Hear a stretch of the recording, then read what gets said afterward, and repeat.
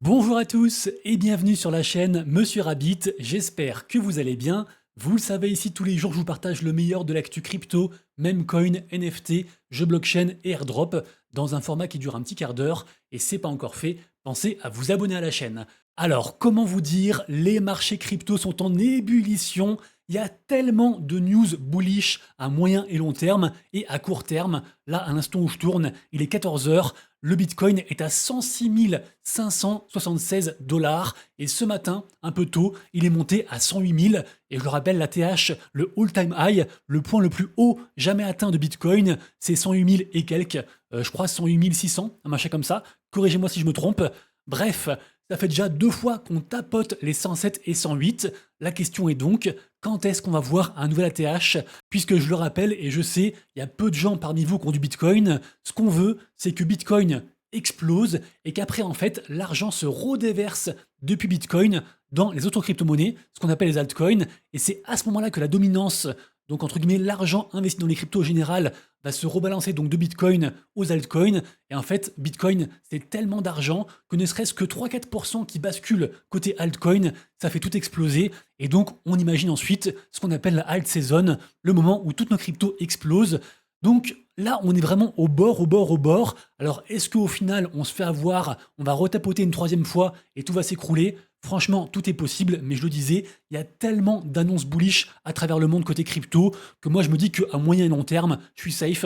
Après voilà, j'ai un biais bullish, je vous le rappelle, j'ai très envie d'y croire, je suis évidemment très exposé de par mon métier et mes investissements, mais franchement, ça fait trop plaisir. Donc j'espère que ça a duré. Aujourd'hui sera donc une journée très intéressante à observer, également aussi à l'ouverture des marchés US et sûrement aussi pas mal de volatilité. Ensuite, alors vous l'avez forcément constaté, hier il n'y a pas eu de vidéo actu. Alors j'ai posté un message écrit sur YouTube, mais je sais pas trop si les gens regardent. J'ai quand même reçu, je crois, environ 20-25 messages. D'ailleurs, messages d'encouragement, donc merci à tous. Puisque pourquoi il n'y a pas de vidéo hier? Eh bien, c'est parce qu'en fait, je passe mon temps sur un jeu. Alors, je le rappelle, la vidéo de samedi a fait beaucoup parler. Suite, en fait, c'est une vidéo qui fait suite à tous les dramas et tous les jeux Web3 qui mettent la clé sous la porte. Et semaine dernière, on en a encore eu 4-5. Et franchement, c'est une hécatombe. 2025, c'est vraiment l'année où en fait il y a des dizaines et des dizaines de jeux Web3 qui arrêtent, qui rug, qui partent avec l'argent, bref, c'est assez problématique. On a d'ailleurs eu aussi un autre jeu, je sais pas si vous vous rappelez, Amber Sword, un très gros jeu que j'aimais beaucoup. Eh bien Amber Sword, pareil aussi, c'est fini. Et vous avez été nombreux à me citer des projets qui eux aussi ont rug, en tout cas sont terminés, et d'autres projets qui par contre, eux, eh bien build de la bonne façon. Donc merci à tous pour les commentaires. Franchement, j'ai toujours plaisir à vous lire et à échanger avec vous. Alors des fois je réponds un peu, on va dire, de manière rapide, mais je lis tout attentivement et franchement j'adore quand on interagit.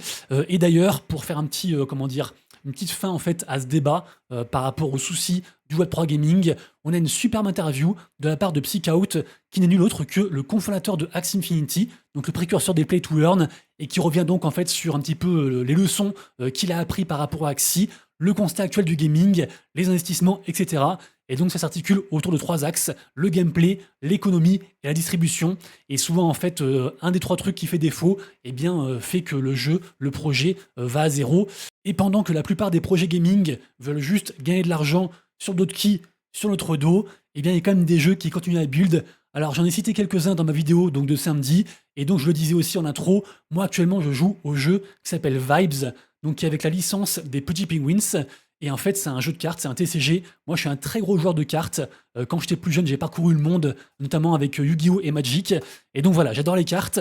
J'ai joué quasiment à tous les TCG et je suis tombé amoureux de ce projet. Un projet gaming qui se donne les moyens. Preuve en est encore, ils ont donc organisé les championnats d'Amérique ce week-end avec 20 000 dollars à la clé. Et bien sûr aussi, le gros événement attendu, ce sera en fin d'année. Ce sera juste les championnats du monde de Vibes. Donc il y a différentes façons pour se qualifier, notamment donc gagner, être dans le top 8 des gros tournois européens, américains, etc. Ou sinon, finir aussi dans les 8 premiers sur leaderboard chaque saison, sachant qu'une saison dure quand même 3-4 mois, un truc comme ça. Donc a priori, je pense qu'il n'y aura qu'une seule autre saison après celle qui est en cours. Et celle qui est en cours se termine demain à 6 h du matin. Pour l'instant, je suis encore dans le top 8, mais franchement, la compétition fait rage. Et en gros, comment dire, il y a un système d'élo, comme sur League of Legends. Et donc, chaque victoire apporte un petit peu de points, et chaque défaite, ça vous défonce. Et si vous perdez contre un joueur qui est bien classé, franchement, c'est horrible. Et donc, il faut jouer en fait contre des joueurs mieux classés et gagner contre eux. Sauf que vous le voyez, je suis entre 5e et 7e. Et donc voilà, je passe du temps dessus, sachant que donc je vise la qualif pour les Worlds, et donc ce sera incroyable. Également aussi, il y a différentes récompenses pour ceux qui sont donc bien classés. Donc entre autres aussi, du meme coin Pengu, donc le même coin de l'écosystème Pudgy Penguins. Un même coin d'ailleurs dont on va reparler juste après, parce que vraiment il se passe beaucoup de choses dans l'univers Pudgy Penguins, et lié aussi à leur IP. Le Pudgy pour l'instant capitalisé à 810 millions, à un prix de 0,012. Et donc voilà, tout ça pour dire que c'est pour ça qu'il n'y a pas de vidéo, parce que j'ai joué à Vibes. Également aussi, petit aparté, puisque ça fait suite à pas mal de messages que je reçois régulièrement, et j'ai jamais trop de réponses à apporter, donc j'ai ouvert ça. Si jamais ça vous intéresse, sachez qu'on peut donc s'abonner, devenir membre de la chaîne YouTube. Alors ça coûte 4,99 €, donc ça coûte 5 €, sachant que ça ne sert à rien et j'ai pas besoin de votre argent. Je vis très bien, vraiment, j'ai pas besoin de YouTube ou quoi que ce soit. Donc si vous le faites, c'est juste parce que genre vous êtes blindé et vous les rincez. À ce moment-là, faites-vous plaisir. Mais voilà, du coup, ça apporte une réponse à ceux qui veulent à tout prix soutenir. Mais sachez, je vous le répète encore une fois, que je n'ai pas besoin de votre argent. Par contre, évidemment et avec grand plaisir, je prends l'argent des partenaires, des professionnels, donc de ceux qui veulent, entre guillemets, plus de visibilité via mes réseaux. Je le répète, à vous, je vendrai jamais rien. Et par contre, voilà, je rémunère la chaîne, je la rentabilise, entre guillemets, grâce aux différents partenaires.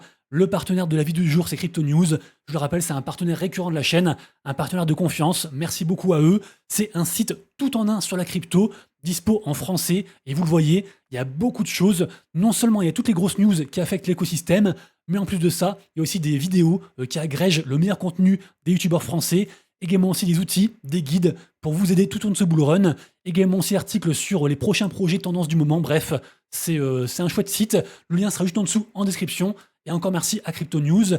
Également aussi une nouvelle tendance qui fait rage depuis environ, je crois, 1 mois, 2 mois, un machin comme ça. C'est ce qu'on appelle l'infofaille. Alors ça a grave pété avec le protocole Kaito, dont je parle souvent, qui révolutionne la façon de créer du contenu via Twitter, puisque en effet, les gens qui créent du bon contenu via des bons projets, également aussi ceux qui interagissent, même si c'est des petits comptes qui interagissent de la bonne façon avec donc ces contenus, eh bien tout ce beau monde gagne des points, et ces points offrent différents airdrops de la part de différents projets, y compris Kaito, mais aussi les projets qui sont entre guillemets en partenariat avec Kaito. Et donc depuis, il y a eu plein de protocoles qui font pareil. On a eu aussi Quake, on a eu aussi Fantasy avec les Clout. Bref, il y en a plein, et aujourd'hui un nouveau, enfin un ancien nouveau, puisqu'en gros on parle de Cookie. Cookie.fun, qui s'était lancé dans cette tendance infofaille il y a un petit temps. Au final, ça n'avait rien donné. Et donc là, en fait, ils reviennent avec donc une nouvelle interface. Et donc, ceux qui sont intéressés par tout ce truc d'infofaille, sachez qu'il faut un code pour rentrer dessus. J'ai 10 codes à partager, donc sorte d'affiliation, j'imagine. Oui, en effet, ça rapporte 10%, je viens de le voir là, 10% de snaps. Donc les snaps, c'est les points, c'est l'équivalent des yaps sur Kaito. Et donc voilà, n'hésitez pas à passer par ça. Je vous invite aussi à aller checker les cryptos de Cookie, qui a pris un plus 30% incroyable suite à l'annonce. Également aussi bien sûr Kaito, qui est en plus 20%. Vraiment, il y a une grosse tendance infofaille. En tout cas, c'est le bordel, c'est la guerre côté infofaille actuellement, et c'est aussi la guerre côté Launchpad, notamment aussi avec PumpFun, avec Boop.fun, avec Let's Bonk, bref. Il y a comme ça en fait des tendances qui sont, on va dire, qui mènent le marché à l'heure actuelle, le Web3. Et donc forcément, dans ces tendances, il y a toujours un précurseur et après donc les gens en dessous qui essaient d'innover et de dépasser donc le premier. Et au final, bien sûr, c'est le marché qui décide. Ensuite, très grosse nouvelle côté NFT, puisqu'en effet, on a une commissaire à la SEC, Esther Pierce, qui confirme que les NFT avec des royalties ne sont pas considérés comme des securities. Donc les securities, en gros, c'est les titres financiers qui sont assujettis donc à la SEC, la Securities and Exchange Commission. Donc en gros, c'est le gendarme de la finance américaine, pour faire très simple. Et en gros, quand une crypto, quand un truc rentre dans la catégorie securities, il y a plein de régulations super lourdes et c'est la merde. Et donc il y avait un gros débat aussi il n'y a pas si longtemps que ça, avec aussi XRP. Bref, les NFT avec royalties sont pas des securities. C'est très bullish pour l'écosystème. Et aussi bien sûr pour les créateurs, pour les artistes, parce que sinon ça aurait été la galère côté fiscalité. Ensuite, donc j'en reparle des Pudgy Penguins, pas mal de nouvelles. Alors déjà, vous le savez, Pudgy Penguins pour moi c'est la meilleure collection NFT de ce bull run, donc c'est sur Ethereum. La collecte principale coûte 9,7 Ether, donc quand même assez cher, avec un Ether à 2005, ça fait quand même on va dire 25 000 balles. La seconde collection par contre est beaucoup moins chère, les Lil Pudgies à 1,25 ETH. Il y a aussi une troisième collection, mais qui est moins intéressante. Et ce que j'allais dire par rapport aux Pudgy Penguins, c'est déjà qu'ils ont fait un gros partenariat avec juste la plus grosse maison d'édition pour enfants au niveau de la bande dessinée, de ce que j'ai vu. Donc ça s'appelle Random House Kids. Et donc, vous le savez, en fait, ces personnages mignons, ces petits pingouins mignons, eh bien, sont de plus en plus présents dans l'univers Web 2, à travers donc les peluches, les séries, également aussi les livres, comme on en parle. D'ailleurs, par rapport aux séries, je ne sais pas si vous l'avez vu, mais on a le premier épisode donc, de la série des Little Pudgies, donc directement lié à la seconde collection. Donc il y en aura quand même pas mal. Et donc c'est une série, on va dire, un peu pour enfants. Moi, je l'ai vu, franchement, c'est sympa. Donc voilà, c'est pas non plus extraordinaire, mais ça développe l'IP. Et donc bravo à eux. Pour l'instant, ça a été vu 8000 fois en 4 jours. Et troisième truc aussi, donc c'est côté gaming. Je le rappelle, on a Pengu Clash qui va sortir très bientôt pour tout le monde sur Telegram. Donc c'est un peu une sorte, on va dire, de suite de mini-jeux, pour faire très simple. Pour l'instant, il y a 1 million de personnes qui sont en liste d'attente. Et de ce que j'ai vu, ils ont ouvert en early access pour une version bêta très privilégiée à quelques personnes. Et donc, il est possible de choper un accès. Et d'ailleurs, ceux qui ont la chance d'en avoir un, eh bien, pourront avoir un NFT très rare. Donc, n'hésitez pas à interagir avec leur contenu. Mais vraiment, je le répète, Pudgy Penguins, ça build tellement. Franchement, c'est une dinguerie. Également aussi, je surveille la marketplace Magic Eden parce que je trouve qu'actuellement, ils se renouvellent beaucoup et ils proposent pas mal de nouvelles choses. Alors déjà à la base, Magic Eden, c'est une marketplace qui est cross-chain, donc ils font, on va dire, quasiment toutes les blockchains et surtout aussi la surcouche ordinale, donc sur Bitcoin. Et donc voilà, sur Magic Eden, vous retrouverez les NFT sur Ethereum, sur Bitcoin, sur Polygon, Arbitrum, bref, plein de trucs. Monad aussi bientôt, c'est déjà en testnet. Alors côté Bitcoin, il simplifie vachement le process parce que ça a toujours été un petit peu une tannée pour, on va dire, faire transiter du Bitcoin. C'est un petit peu long, ça prend des frais. Après, il faut acheter aussi un NFT. Il y a différentes adresses. Bref, c'est chiant. Et bien, en fait, ils rendent ça beaucoup plus simple. Et donc, il y a quasiment en fait, des updates chaque semaine. Donc, bravo à eux. Et seconde chose aussi, c'est qu'ils vont faire un peu aussi comme le Magic Buy qu'ils ont proposé. Magic Buy, pardon. Désolé pour l'accent. En fait, on pourra tenter d'acheter un NFT pour seulement 1% de son prix listé. Donc imaginons, on pourrait espérer choper un NFT Pudgy Penguins pour 0,1 ETH à la place de 10 ETH, sachant qu'en fait, ça va être une expérience apparemment gamifiée, et donc peut-être aussi avec du skill, et donc pas que de la chance, donc hâte de voir. Mais vraiment, ils proposent, ils innovent, et donc ça me fait aussi pencher sur le token Magic Eden, qui a pris très très cher. Pour l'instant, là, vous voyez, c'est sur une pente descendante. On est sur une market cap très petite, à 143 millions. Je le rappelle aussi, on peut stacker sa crypto et avoir différents avantages, surtout du airdrop de la crypto, la même crypto. Mais peut-être que par la suite, le token Magic Eden aura de plus en plus d'utilité. Et donc, ça reste quand même, je pense, un truc à suivre. Ensuite, vous le savez, tous les matins sur mon compte Twitter, vers environ 11h, je vous partage un petit récap de ce qui se passe dans la journée côté NFT, avec entre autres ceux qui font le plus de volume, ceux que je surveille parmi les gagnants et les perdants, également aussi les nouvelles collections qui vont être mintées. Aujourd'hui, on a une très grosse collection sur Abstract qui s'appelle Monster.fun. Ça fait environ, je crois, 2 mois que j'en parle. J'ai réussi à être whitelisté, donc je suis très content. Et vraiment, c'est un très gros truc. Donc en gros, ils ont fait un partenariat avec OpenSea pour le mint. Le mint aura lieu donc aujourd'hui à 16h. À partir de 16h, il y a différentes phases. Je rappelle donc c'est un Pokémon-like et c'est très hypé. Les pronostics, c'est au moins 1x4, voire 1x5 sur le prix du mint, qui est quand même assez cher, 0,12 ETH. Donc on verra tout à l'heure ce qu'il en est. Également aussi, aujourd'hui, c'est une grosse journée côté abstract, puisqu'on aura aussi le reveal de la collection Fanel Bozu. Ça fait tellement longtemps qu'on l'attend. Je le rappelle, donc c'est une collection qui surfe sur la tendance des animés et des mangas, un peu aussi à la Azuki. Suite donc à l'annonce de reveal pour aujourd'hui, le prix a explosé. Là, on est à 0,24, alors que le mint de mémoire, c'était genre 0,1, un truc comme ça. Donc moi, j'en ai acheté pas mal. D'ailleurs, j'avais aussi fait une annonce il y a, je crois, 3-4 jours, parce qu'en gros, j'ai vendu des NFT Dreamilio sur Abstract qui avaient explosé pour donc acheter à la place des NFT Fanel Bozu. Et au final, c'est un pari gagnant, donc je suis content. Mais jusqu'à hier, c'était un pari perdant. Donc comme quoi, les choses peuvent bouger très rapidement. Et d'ailleurs, par rapport à OpenSea, il se passe aussi beaucoup de choses. Et je le rappelle aussi, ils vont faire leur CryptoSea très bientôt. Et donc c'est intéressant d'être actif sur OpenSea. Je pense plus que sur Magic Eden. Et d'ailleurs aussi, ils ont fait aussi un partenariat avec Abstract. Je sais, il y a beaucoup d'infos. Mais en gros, on va aussi, je pense, pouvoir gagner de l'XP Abstract en étant actif sur OpenSea.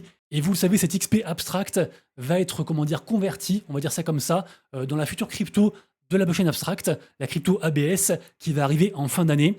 Et donc, j'allais vous dire, je reprends le fil de ma vidéo, je vous le rappelle, des fois on me demande, en fait, j'ai pas de script. En gros, tous les matins, pendant genre environ, on va dire, allez, 2 ou 3 heures, je regarde toutes les infos du jour qui sont tombées et en gros, bah, je les lis, je les, comment dire? Je les assimile et après je vous les restitue au fur et à mesure, sans brouillon comme ça, en direct et j'espère que ça vous plaît et donc, allez, je reprends mon fil. Donc j'allais dire OpenSea annonce, donc un nouvel ambassadeur gaming en la personne de Mongraal. Alors Mongraal, pour ceux qui connaissent pas, c'est un joueur pro Fortnite très connu, 2,3 millions de followers. Et donc de ce que j'ai vu, eh bien il va mettre en avant OpenSea. Il va jouer en fait simplement, il va streamer, puisque OpenSea stream souvent des jeux, avec aussi un autre créateur de contenu qui est ambassadeur, qui s'appelle Brycent.